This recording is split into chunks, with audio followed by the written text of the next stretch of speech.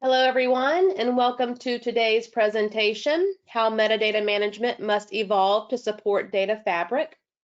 Our speakers today are going to be Top Quadrant's CEO and co-founder, Irene Polikoff, as well as Top Quadrant's Senior Semantic Solution Architect, Jesse Lambert. Before we get started, let's review a few logistical items. Please feel free to ask questions as we go along by using your GoToWebinar controls. To post questions, please look on the right-hand side control panel. You should see a drop-down box for questions. If you click on the box, you should be able to post your question at any time during the presentation. We will address as many of these as time allows at the conclusion of the webinar. We will also do a quick poll, and we appreciate your participation in that. And we will be recording today's webinar, and we'll send a link to the recorded version and slides after the webinar. With that, I will hand it over to Irene to get us started. Irene? Thank you, Christy, and good morning, good afternoon to everyone. So this is the topic of our today's webinar, but before we start dwelling into the topic, let me say a few words about Top Quadrant to those who are new to Top Quadrant. Top Quadrant is a software vendor, and we focus on helping customers implement knowledge graphs for information governance.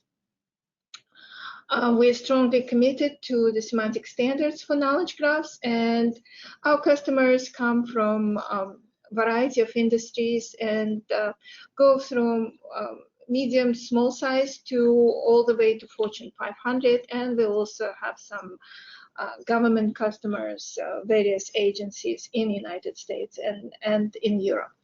And our flagship product is TopRight Edge. We also have a desktop tool called TopRight Composer. So with that, let me move on. And the program of our today's webinar, here's a nice picture of me and a nice picture of Jesse, who will be doing demo today. We will talk about what is data fabric and why should you care. As Christy mentioned, a short poll, and then we'll focus on a role of knowledge graph-based data catalog in supporting creation of the data fabric. We'll do a demo. Actually, I think we'll do 2 demo sequences, and then we'll leave some time for question and answers. So with that, let's talk about what is data fabric. You've probably heard about data fabric because it's quickly gaining popularity. It's the term that was first introduced to us by Gartner, and now it's used quite widely. Data fabric is not a single tool, although you may hear some vendors positioning their solution as a data fabric, but data fabric is an architectural approach. It's, of course, involves different tools and products, but a combination of those that could play together within this architectural pattern. And the goal of data fabric is to help organizations better deal with a growing number of data sources. You could think of data fabric as a web that connects your data, all your data sources. Public on-premises, public, private clouds, etc. And an important aspect of a data fabric is that it uses a data catalog implemented as a knowledge graph. So that's something that all the participants in this architecture pattern leverage. So why should you be interested in it? Why should you create a data fabric? A number of drivers. The fact that today the ecosystems, both the data ecosystems and application data ecosystems, are becoming more complex, which is creating more and more silos. And you have different technologies, growing number of different tools, different formats, etc.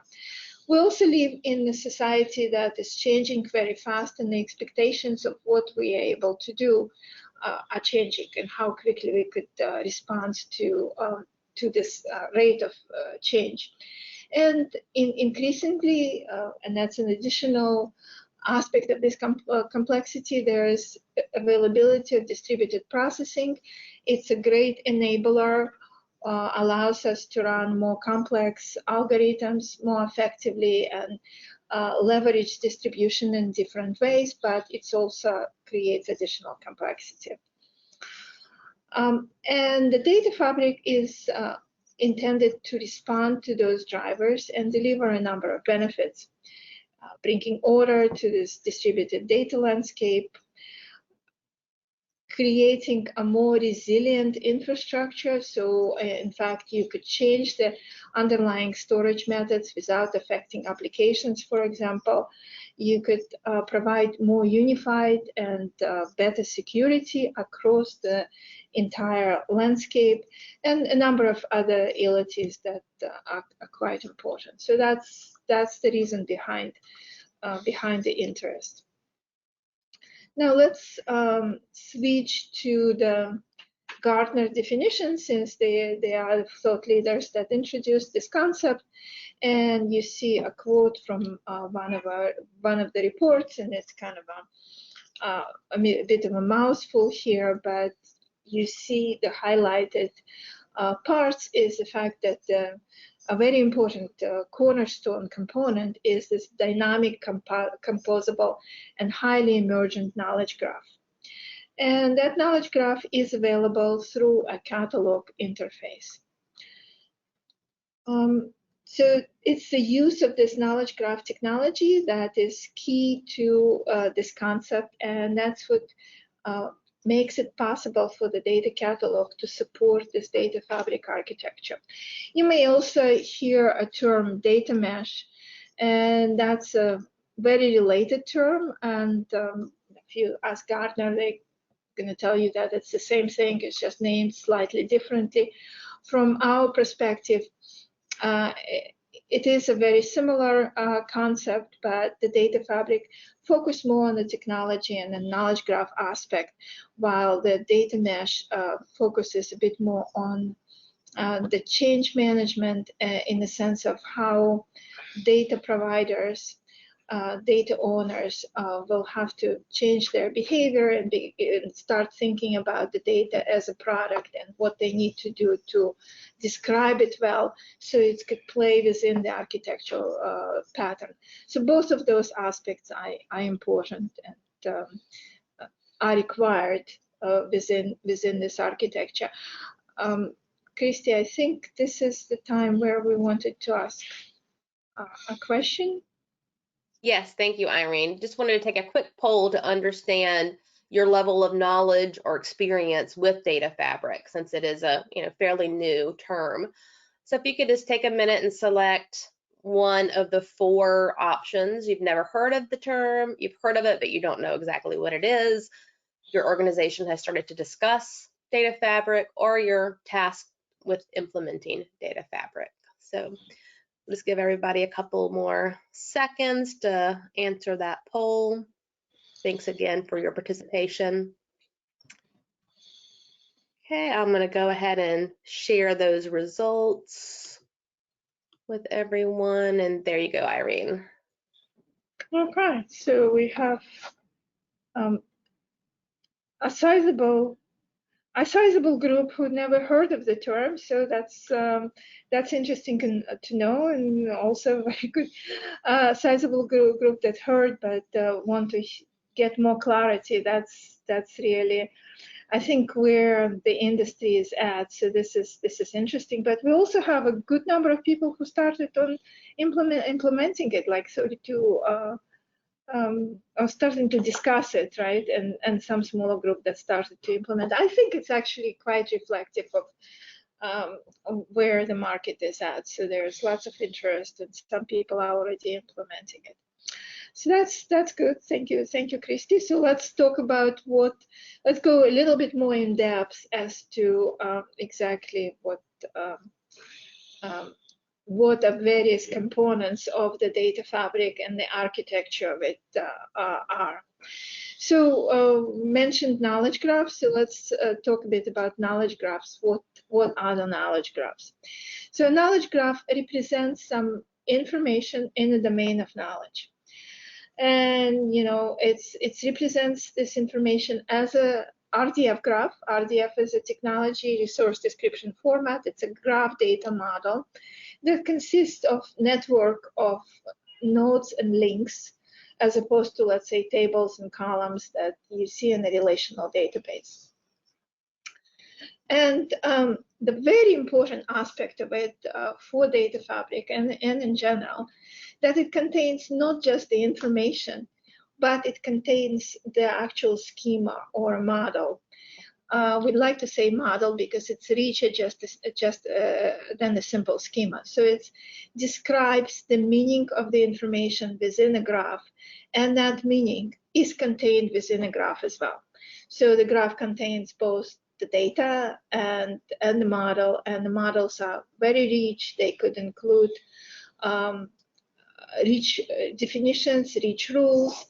There is ability to reason or inference, which enriches the graph, and it's also a very flexible and extensible. So remember, dynamic, emerging, growing from Gartner's definition.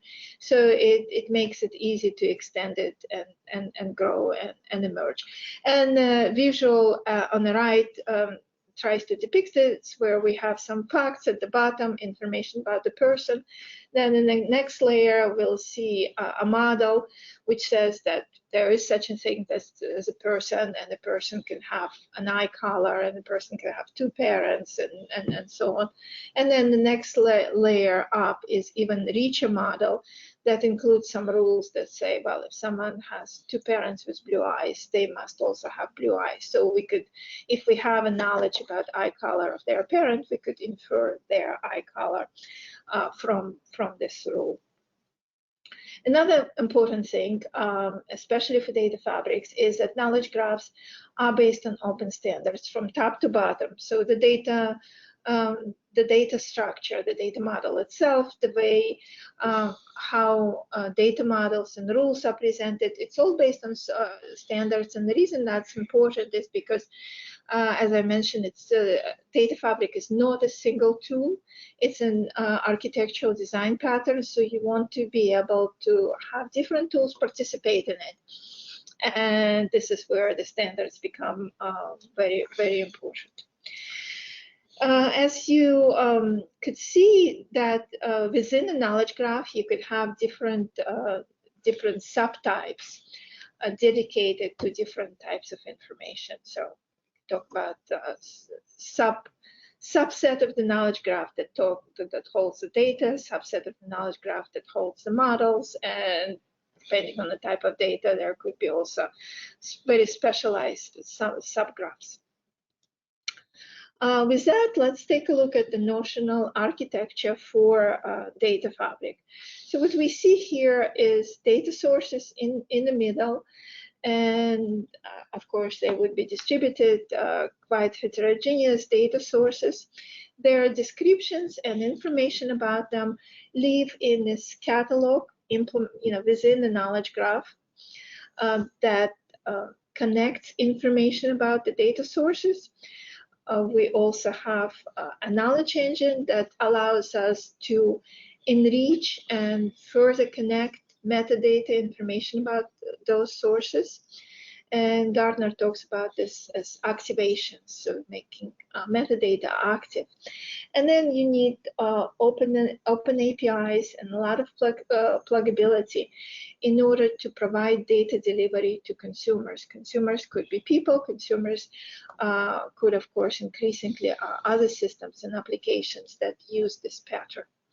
In order to make all of this possible, we need some standards, and we need some technology standards, but we also need some standards in terms of how we talk about the data sources, how we represent it. And this is where data governance comes into the picture, because it provides those standards for representing information in our knowledge graph that enables this infrastructure. This architecture. So with it, let's talk a little bit about the data catalog. I think the data catalog is a familiar concept to the majority of people. We've done a few webinars on data catalogs, so if you're interested, you could look at those webinars on our website. And essentially, it's an inventory of organizational data assets. It's about all the data sets, databases, any kind of a data source. And the catalog contains metadata describing each asset. We are talking about kind of not your father's data catalog, but a much richer informational resource in this case. So data catalogs increasingly include data statistics, maybe some data samples, but what's very important for the topic of our webinar is that there is also information about access to data sources, and that could include security, links to services, links to download, and so on. When you think about data catalog and think about this rich metadata that is contained in it, if you look at, for example, a data set, a good way to think about it is a graph of connections. And this is why knowledge graphs as a technology, it's one reason why knowledge graphs as a technology are so important. So here we're looking, for example, at the data set, and you see that the data set could have a publisher, it can contain some data elements, it can be licensed under some licensing structure, it can be about certain concepts, it's published with some periodicity, it has a format, it can be derived from another data set. So all of those things are connections and links. So you're not looking for a data catalog that contains them as strings of text. You're really looking at the taking for a data catalog to enable data fabrics that stores them as connections, as relationships, so you could leverage this broader knowledge about the context of the data set and about how it's being used and how it's being leveraged across organization. So here's another look at the kind of information that catalog needs to contain to support the data fabric. So you see quite a bit of information about responsibilities, categories, topics, social aspects, who is using data, what for. Data access is very important, things like access methods, access control, licensing.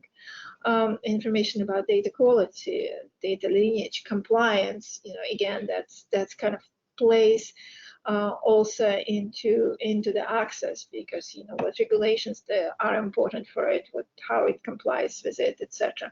Who needs it, data usage. Again, think about a graph with all, not just data sources, but all the related entities representing information about how it's used within an enterprise available in this catalog. And if we lift the covers a little bit and say, okay, so what's in this knowledge graph for data fabric? Essentially, there's three components to it. One component is a model that describes what kind of information you are capturing about those sources. Like, are you capturing access control information? Are you capturing publishers? What rules are in place about validity of that information and what you can infer from that information? All of this stays within ontology models in the knowledge graph. Then you need control vocabularies. And control vocabularies, it's like your reference data. They help you categorize or characterize information in a catalog in unified ways. So there's a lot of distribution, there's a lot of different sources, a lot of different stakeholders. But let's take, for example, a format. You want to have a controlled vocabulary for a format. So if you're talking about Excel data set, you know what represents the Excel. It's not just a string, it's an entity in your controlled vocabulary. And then, of course, then there's data. So and as you know, one person's metadata is another person's data. So here, when we're talking about data, we're not talking about your operational data within the data sources, but we're talking about the data that is in the catalog. In other words, the metadata about the sources themselves. And with that, we're going to switch to the first part of our demo that will be done by Jesse. And we're going to do 2 demo segments, and Jesse will try to put some of those concepts in kind of a real light for you. Right before the webinar, we had a bit of a technical difficulty where Jesse's new demo environment and change in a GoToWebinar didn't let him present. So you'll see some boxes here on the screen because Jesse is coming through another technology. Today we have a data fabric of connected virtual meeting technology. So over to Jesse and for his demo. Thanks, Irene. It's funny, no matter how many webinars you do, you still get nervous periodically. And whenever I realized that GoToWebinar doesn't work on Linux, Irene was like, well, I'll just put you through my Slack screen. And so I'm presenting through Irene's screen, and hopefully the delay is not too bad. I'm going to focus on a demonstration, an actual like real example, just for demo purposes of those 3 building blocks that Irene put forward. So the recipe of a knowledge graph for data fabric is 1, ontology or ontologies, 2, controlled vocabularies, and 3, data. Here on the top right edge home screen, we've got the blue banner and the white space. So the white space is top right edge homepage to let me search and access things that I've been working on recently, get a kind of like snapshot dashboard of my going-ons and what's happening in the system. But the real navigation controls are on the left-hand side. So you see this list of asset collections on the left-hand side. I guess this is where I would like to say, if we look at a data fabric, each thread of that fabric has a purpose, and it's the who, what, why, where, when, and hows of those threads that form a natural graph. And that needs to be captured and represented. And we represent that by the more than 300 asset types that are already described by the top right edge ontologies. But those assets, to make them approachable, governable, and really approachable and workable by someone, we've distributed those assets across the asset collections that you see on the left-hand side. So these are your metadata catalogs in the top right edge knowledge graph. Ontologies themselves are governable by the system right here. So the underlying model representing data catalogs, data fabrics, your entire environment, your entire domain, they're described by the ontologies, and we are governing them right here inside of Edge. So if we ever need to, say, extend them or customize them, it's right in the system in real time, and that's what we're going to take a look at today, because data fabrics are going to always be evolving. You need to be able to compose them over time. You're never going to know everything all at once. You're going to have to be able to grow with your discovery of your own data fabric and then purposely drive your data fabric forward. And you need an API-driven knowledge graph as that backbone. So the asset collections on the left-hand side, these all form your data and controlled vocabularies, those second and third ingredients of the recipe. And the first ingredient is ontologies. So we'll take a look at an ontology, and really the core asset collection of the architecture, of this information architecture, would be data assets. So we're going to take a look at the data assets ontology in Edge. So once I click on ontologies, I'm presented with the list of ontologies that I have available to me, or which I have viewer capabilities of at least. And I'm looking for this one called data asset configuration. An ontology in top right Edge has been made usable by business users. Very easy for Edge power users to come into existence. A data modeler very quickly embraces the modeling capabilities here in the system, and what you're presented with is pretty much buttons and clicks and right-click context menus to get your job done. the heavier power tools to write like inferences and rules. There's even editors and tooling for that right here in the web browser to basically get your entire data modeling ontology development job done. But you're primarily going to be working with a tree of nodes over here. We call this a hierarchy of classes.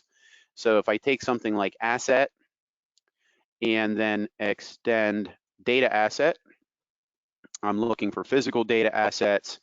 And what I really want is data element for the demo today. So a data element is a data element, whether it came from a form item, a database column, a JSON block, or wherever. But it does have more specialized subclasses. So when we do need to talk about database columns specifically, we can, but the ontology allows me to work with that mentality of more abstractness, and I can say things like a data element's a data element regardless of where it came from. And what a data element can do, the blueprint or the model of a data element, is really presented to me as property groups in the next panel over. So you see a data element has identifiers and retention metadata, documentation, data protection, compliance, provenance, traceability, all of these rich characteristics. And these are just the characteristics that are at the data element level. And then something more specific like a database column or a form item can be more specific and have even more capabilities, more connections and relationships. Data element, though, is what I want to work with, and I'm going to make the decision to say I need to extend it. It was ready and usable out of the box, but for some reason, maybe because of a special vocabulary, I want to have a new specific relationship that never existed before. So let's look at a vocabulary that may cause me to want to have a new relationship for data elements. So this was step one of that recipe, have ontologies. Step two was controlled vocabularies. So I'm going to say that a controlled vocabulary is going to cause me to extend my ontology, but let's take a look at it first. And we could use glossaries or reference data, enumerations, anything as our example of controlled vocabularies, but I'll use a taxonomy. And today what we'll look at is the FIBO-V or FIBO vocabulary. The EDM Council makes it available as a taxonomy now. So if we take a look at FIBO vocabulary, it's presented to me. And right here in Edge, I have the ability to govern it and change history and control workflow it just like all of my other collections. So I can really govern the utilization of FIBO-V here inside of Top Rate Edge. But for today, I really just need to make sure that I had it, it's here, and now I need to be able to reference it. And just for demo purposes, let me search on something like address here real quick. And this will expand the tree. Stands for Financial Industry Business Ontology. So that's for those of you who don't come from financial industry, that's EDM Council is a standards organization that works with financial services firms to develop FIBO for use as a vocabulary and also as an ontology. Thank you, Irene. I forgot to give context for FIBO. So just taking it for granted, financial related, and in this case, it's really a business vocabulary for us to be able to reference and get some connections from and definitions. It's a good concept model. And for demo purposes, what I'll be looking for later will be to look at address, or maybe even more specifically, physical addresses. So I want to be able to connect some data elements to this concept of physical address, because then I would be able to maybe build further rules or inferences based on anything that has been connected to physical address here in FIBO. So really, it's a controlled vocabulary with definitions and labels that I can use as a tagging vocabulary to describe other parts of the knowledge graph or the data fabric. With this available, now I want to go back to my ontology, and I really like the traceability section of the model for things like data element, because this is where we have relationships for mapping to glossary or business terms, logical attributes, requirements, and other characteristics. As you move about underneath data element, you may have more specific traceable characteristics. And this would be a good place to put something like a FIBO reference, but I'm really free to put it wherever I want. So for demo purposes, I'll come all the way up to the top and right click on identifiers and create a relationship. Read it as a verb, like, you know, has FIBO, has FIBO V mapping, right? We'll read it like a verb, but the view is always much cleaner if we take this off. So we've got a FIBO V mapping, or maybe I'll just call this FIBO V link, something like that. And I'm going to say cardinality, you know, you can have as many of these links as you want, but the only time you can have the link is if you're pointing to FIBO concepts. So I'm constraining. Most of what my job would entail for building this relationship, basically everything, is presented in this simple form. I called it FIBO V link. It's going to show up in the identifiers grouping on the user interface, and it should only be able to point me to FIBO concepts. I click OK, and we just took that model and said that a data element is able to now do something that it was never able to do before. So we've got a connection now between that first step and second step. So the ontology was the first step.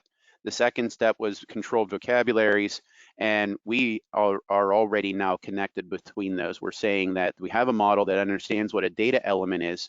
We already understand what FIBO concepts are, and now data elements can have FIBO V links. Never existed before, it exists now. So I want to be able to leverage this. And where would I leverage it? I would leverage it in data, especially since data elements are the building blocks of data assets. I can now open up my data assets and look at my catalog of collections. And here, as examples of data assets, you can see I've got logical models and Tableau data sets, MongoDB and Snowflake profiles of databases. And the one we'll use today, I'm going to go ahead and just work with Northwinds, which is a relational database schema. With Northwinds being presented, I'll have basically database tables, database columns. It's a relational database schema. This would have come through a connector that automatically profiled and gathered all of the statistics possible about that underlying system. And then the metadata for it is now documented here in Top Rate Edge. So if I click on an asset, the right-hand side will show me the metadata. So address, and if I click on birth date, I'll see the characteristics about birth date. And depending on how well the metadata is populated, we'll see, you know, any number of those possible properties for a data element, or in this case, a database column, being populated. So the right-hand side is the view that's driven by the underlying Top Rate Edge model. And my unused properties are currently being hidden. So if I show the all properties, I have now the FIBO V link available to me. Now, it's not magic, right? It didn't just infer, you know, it didn't just pop up on the screen here without my approval. So let me show you the settings tab. Northwinds is a knowledge graph itself inside of Top Rate Edge. And when we want it to be aware of other portions of the knowledge graph, all we have to do is basically determine the includes. So the data asset configuration ontology is already included into my Northwinds data set because of other work or other demonstrations that I've already done using that configuration model to adjust my data assets. So with data asset configuration included, I do know what's missing is the ability to actually link to FIBO concepts. So what I have to do is actually click on the includes here and say that the ontology is going to allow me to connect to FIBO V concepts if I have access to them. So I want to search for FIBO and go ahead and include the FIBO vocabulary, which is the name of the taxonomy. So now I have the full set of steps basically available to this Northwinds data set. The ontology model, the controlled vocabularies should now be available to me. And what I should be able to do now with that 5.0 vocabulary included into Northwinds is click on something like address, which is a database column, come over to the 5.0v link itself and find something like address, or actually, what did we say? Physical. There we go. I want to find physical address. And I could click this and that would become my 5.0v link. But I might as well do it for all of my address concepts over here, any data element related to address.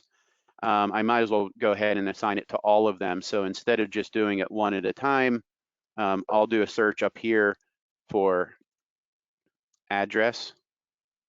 Actually, let me make sure that I'm only on database columns. So I'll drill down and say, I'm not looking for tables. I don't want any other confusion in here. I want to focus on database columns only. I've got 190 of them, and of them, show me the ones that have the word address in it. I give it a real quick eyeballing. Looks like everything would be associated with physical addresses. Do a select all, and let's go ahead and edit all of these in one go. And I want to go with the database column concept. So either of these would work for my example. And then I want to choose that 5.0v link relationship, click next. And this is where I'll once again search for physical address, click next. Edge will present. I could even preview the data before I go and approve it, but I know it's going to work. I'll click submit. And we've got a success. And now I should be able to search not just on the keyword address, but I should actually be able to come in here now and say, I want to find all database columns where they have a 5.0v link. And I could search specifically for, those that have a mapping to physical address, or I could say, show me all of them as long as I've got them. So show me all database columns that have a 5.0v link, and any value is good enough for me. So I can change the context of my search and find where do I have 5.0v links in place. I could go the other direction. Where do I not have 5.0v links? And that's just the power of the search and filter mechanism here in Edge as a governance platform, which allows us to build very rich quality and completeness type searches and save searches.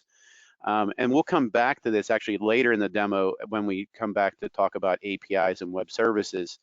But with that, Irene, I think we're back to you because I've touched on all three of your components, the ontologies, the controlled vocabularies, and the actual data itself. Yeah, thank you, Jesse. Let me switch to my slides and just go through some of those concepts a little bit more in the slides. But as Jesse has been demonstrating, Double-Rate Edge actually comes shipped with lots of pre-built ontologies. So you saw the part of the ontology that describes the data elements. But there's really lots of different types of assets. And since it's not just about data sources, but about the broader context, so there's asset types such as capabilities, organizations, business applications, etc., all connected within this graph, within the knowledge graph, the ontology portion about the knowledge graph. It is pre-built for convenience, but it's open and flexible. And the same way as we've built those ontologies, customers can extend them both up and down, removing some things that they don't need in a forward compatible ways, adding new things that they need, new asset types, new relationships between assets, attributes, and so on. All of this is predefined and ready to go, standard-based, open, etc. And that's kind of a little visual diagram also from Double-Rate Edge, in this case, showing a database and how a database, what kind of information about the database is available in the ontology. And switch back. So controlled vocabulary. So Jesse has been showing this 5.0 vocabulary as a controlled vocabulary that could be used to tag a data set with concepts, but actually lots of things here like periodicity, monthly, weekly, quarterly, etc. That could also be a control vocabulary, a format. That could also be a control vocabulary, type of licenses. That could be a control vocabulary. So a very important part of the knowledge graph, and each of those could be managed. And then we're talking about catalog data itself. Well, actually, it is a metadata. When we say Northwind, we don't mean that the entire data in the Northwind is part of the knowledge graph. It's information that describes Northwind, but it's rich information about it. And here we see the example. How does this information get into the knowledge graph? Because obviously ontologies is one thing, control vocabularies is something, lots of it comes predefined with Edge, you could extend it. Control vocabularies is something that there's proposed control vocabularies. You could use Fiber, you could use other standards, you could build your own, quite often organizations do that. Catalog data is all your own data within your organization, your data landscape. And the way it's brought into the catalog is typically automatically, because we could catalog metadata, technical metadata about a lot of data sources. But then additionally, this information can be enriched through building additional connections. This is where knowledge engines come into play. And the metadata is of various kinds. It's something that you could get from a data source such as Schema, but it could also be metadata about how something is used, and the context of use can be monitored, and all of this is added to the graph. And it's an incremental process, so you could start small and build it up to become richer and richer. So again, looking at this example with Northwind, so when you look at this part of the graph, just as Jesse was showing for a data element, here I have a fragment of a data graph that is an ontology that describes the databases, the fact that databases have a number of properties, such as a container type, right? And then a control vocabulary would be a vocabulary of terms describing container type. SQL Server, Oracle, MariaDB, Hive, Impala, whatever you have. And then the data itself is an information about Northwind, the fact that it has the following columns, and the fact that it's actually implemented in the SQL Server. So that connects the data to the control vocabulary to the model, very much the same way as Jesse showed it in a demo. And it's all together in this connectable knowledge graph. Let's talk a little bit about knowledge engines and how they could help automate connecting data assets so the models can be rich and contain various rules and the type of information that will let us infer additional facts about the facts that we collect from the data sources, from the users that use the data sources. So since it's the knowledge graph technology is pretty rich, knowledge representation languages are rich, they allow us to express all of this, and a variety of algorithms can plug in to enrich the data that we harvest, the metadata that we harvest. A very simple example of enrichment is connecting data elements to business terms. Jesse showed how to do that manually, and of course, data stewards could do that. But if you look at the broader data landscape, that could be a very large task, and ultimately we would want to do it automatically or semi-automatically based on the knowledge that we have in the information that we've collected in the models. So for example, you could infer connection using column or data elements name, using data statistics, using samples, and rules that will be part of our control vocabularies that say, well, what does it mean to be a physical address?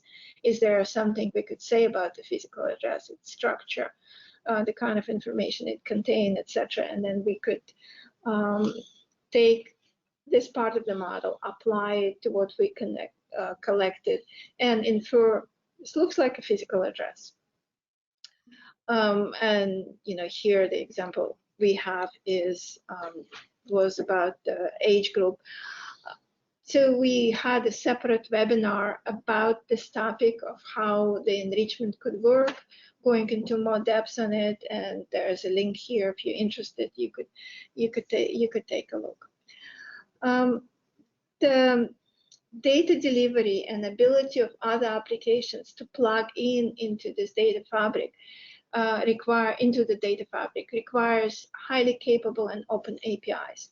APIs that let us, based on standards, and in the case of top-right edge, there's REST APIs, but there's also standards such as Sparkle and GraphQL. And these APIs need to work not just for data, the kind of information we have for Northwind, but also for the metadata, so also for models. So an application could ask, well, what type of information is available about dataset? And what can I conclude on, and how can I use this information? So APIs that give access to models and not just to data. And since we want this fabric to be emergent and dynamic, we would also want those APIs to be not just about reading, but also about the ability to write or declare, look, I'm a new data source, and there's this new piece of metadata that is available for me. Can we add this to the data fabric dynamically, just like Jesse added FiberLink? That could be done through the APIs. And when Jesse was doing his demo, when he clicked on Northwind, you saw just a tiny bit of the delay before the information was displayed. And that happens once after the ontology changes to accommodate for that change. So this kind of a dynamic API that lets the graph grow and emerge not only through reasoning, but through this discovery of new metadata that can be declared and registered. So this is a good time to switch to our second portion of the demo, where Jesse's gonna quickly talk about APIs. Over to you, Jesse. Excellent, thanks, Irene. I was playing with the neighborgram and visualizations actually in real time while you were doing your demo, and I was also watching the chat. So there were some questions. One of the questions was, what is a data element, and some of the other things. I think we'll come back and answer those at the end. But to talk about APIs with an enterprise knowledge graph like top-right edge, you've got the need to work with very low-level metadata, but then also control more of like the power tools. So, for example, the creation of a new asset collection. All right, so let's say Northwinds isn't already profiled, so I want to create an asset collection and call it Northwinds. That is a RESTful web service that's available to you. So everything in the top-right edge system can basically be driven or accomplished by a machine. So the ability to create collections, and then for a collection, call the importers. And just for my demo environment here, data assets will have importers for data sets, DDL files, JDBC connector can be established. Anything that's already in RDF can be loaded, loading spreadsheets with patterns, that sort of thing. These are all web services. So anything that I can basically click on and engage with in the user interface can be activated as a web service. So we can load data into a dynamically created asset collection, for example. We could automate the calling and set the JDBC connector on a schedule or trigger things on an event. We can also use web services to create workflows. Workflows are really your key evolutional version control mechanism, going through approval processes, automating those steps and triggering those steps can actually be done through web services as well. But usually with APIs, someone would want to talk more directly about that lower level I want to work directly with data. And I could go to the exports tab and talk about export web services and go to the GraphQL endpoint and start writing GraphQL queries in real time. The GraphQL is a live web service. So the API GraphQL is really key. We could also do the same with Sparkle, which is the W3C semantic web standard for querying semantic graph data. So we'd have the Sparkle and the GraphQL queries available. But instead of going somewhere like that and starting from scratch, I'll go back to my actual assets and let's create a saved search here, based on things that we did earlier. We said we want to filter down on database columns, and then for database columns, I want to filter for anything that has the 50V link, right? So we did this earlier. So I'll just populate this quickly and say I want to drill down to those things that have at least been mapped to something from 50V. And then on the display, go ahead and show me your physical data type. And maybe we also, let's go ahead and show the FIBO value. Let's go ahead and show those. So I've got some characteristics I want to throw into the view here. And I want to save this as a report that I can come back to all the time. So I just click the save button that's on the screen here.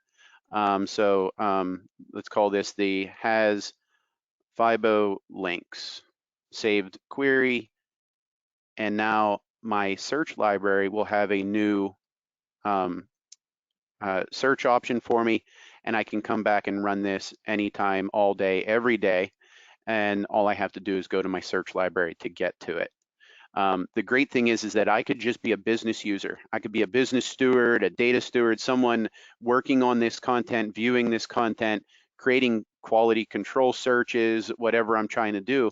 And to me, it's a saved search. But the great thing is that behind the scenes, this is actually becoming quite a powerful web service catalog backed by the GraphQL service in real time. So every report that I'm running, just like our has FIBO links example, I can engage this and go to the GraphQL endpoint, go ahead and clean this up, click the prettify button, and this is what that GraphQL query would look like behind the scenes. And if you notice, I am searching for that FIBO-V link that never existed before inside of this top rate edge server. And the web service is already able to take it into consideration at its endpoint. So the Sparkle endpoint and the GraphQL endpoint would both be live and aware of any of your ontology changes that you got approval and committed to production, like we added the FIBO-V link. My best rest web service backed by GraphQL has the ability now to search on FIBO links, and I run that, and this is the exact same result set that we would have seen back in the prettier tabular layout, but here it's JSON in, JSON out. I used JSON to ask a query of the system, and then Top Rate Edge said, well, here's your JSON representation back to you. That GraphQL schema, the middleware, we've wrapped it around Edge and we've dynamically generated it. What we do is we dynamically generate it from our ontologies. So you've got real-time web services available to you. So anytime that you augment and extend and customize Edge and populate the content, web services automatically have reach to it. Whether you're coming through and trying to create collections and do power lifts inside of Edge through the RESTful web services, or if you're going through the Sparkle or GraphQL endpoint like this and actually asking for content. And you can validate, introspect, and do all of your CRUD through these types of web services of Edge. So it's a real-time API-driven system, which makes it very ideal for an environment such as Data Fabric. That is going to be an environment that is continuously evolving and changing. And as engineers and developers and DevOps teams learn to log information against the knowledge graph, they all can start to benefit from it because they can reach back out and ask questions of it and get that content powering that data delivery part of that diagram that Irene was showing earlier. That layer that exists between the consumers and the knowledge graph, that delivery mechanism, will be able to benefit and query in real time programmatically against the top rate edge knowledge graph. I think that's it, Irene. Back to you, I guess. Thank you, Jesse. Right, so highly capable and open APIs, and Jesse showed some of it, how you get to the metadata. As I mentioned, you could also get to the underlying models. That opens it for additional algorithms and ability to extend the model dynamically with validation. And it's, we showed read, but you could also write the same way. And yes, quality and validation, you want it to be open, but yet you want to put some controls and principles in place that allow you to govern that. So all of that kind of thing is built in. We actually have a blog that you may want to take a look at about the particular specific of the GraphQL interface, which is one of the available APIs. And there was also an earlier webinar that focused on this pluggability and extensibility through APIs. And to complete today's presentation, here are some parting points about how knowledge graphs allow the data fabric to operate and evolve in this virtuous cycle, focused on due to its flexibility, composability, ability to quickly and incrementally evolve it, connect different silos, standards-based, highly expressible APIs, and very smart in terms of its ability to integrate different types of reasoning algorithms. So with that, let's see if we have time for any questions. Yep. Thank you, Irene. And if you haven't already, please submit your questions or discussion points in the question box located on the right-hand side control panel. We'll go ahead and see what we can get answered today. We'll start with this one. Why do we need to do that 50V link metadata thing? Why can't we just write off, say, that a particular column is an address? Yes, so that's a very good question. Go ahead, Jesse. You want to answer it? Well, it was related to the link that I put into place, so I guess I would like to. There is the ability to put in a characteristic for just like tag or concept or something like that, and you could let it just be a string. But we know by working with data governance that it's very easy to end up with very bad or dirty data that way, just because of misspellings alone. So Irene nailed it earlier. To better govern and actually make sense of your content and leverage it with semantics, you want to connect to things, not strings.